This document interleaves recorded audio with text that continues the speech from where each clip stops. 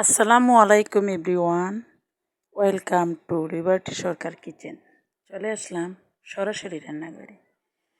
আজকে আমি সকালের নাস্তা পরোটা তৈরি করব। অনেকে দেখা গেছে যারা নতুন সংসার পাচ্ছেন তারা সংসারে অনেক কাজকর্ম বাবা মার বাড়িতে করেন নাই। প্রত্যেকটি মেয়েই বাবা মার বাড়িতে রাজকন্যা হয়ে থাকে, ওরা কখনো কোনো কাজ করে না।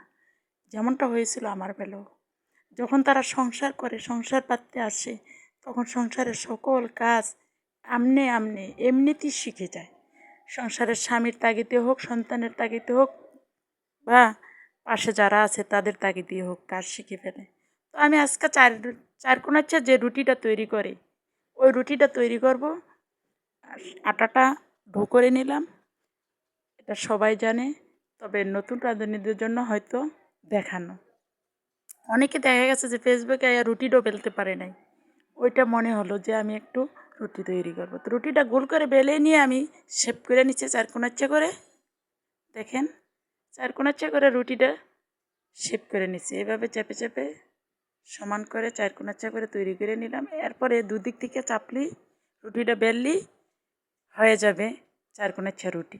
একটু ব্যতিক্রম, চারকোনাচ্ছা হোক, লাভ চিহ্ন হোক, বা একটু কাটিং করে হোক, যদি একটু ব্যতিক্রম রুটিটা তৈরি করে তাহলে বাচ্চারা হোক বড়রা হোক একটু স্বাচ্ছন্দ্যে খায়।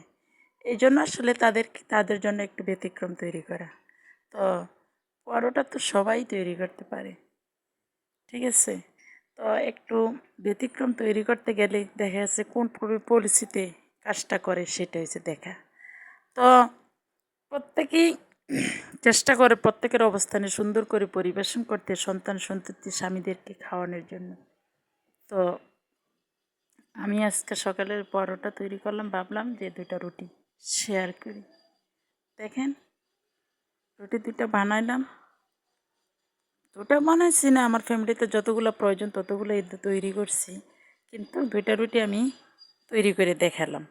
তো এভাবে যারা নতুন রুটি তৈরি করতে পারেন না বা তৈরি করতে ইচ্ছুক তারা একটু দেখে শুনে করে নেবেন, বা সকালের নাস্তাটা সুন্দর করে পরিবেশন করবেন।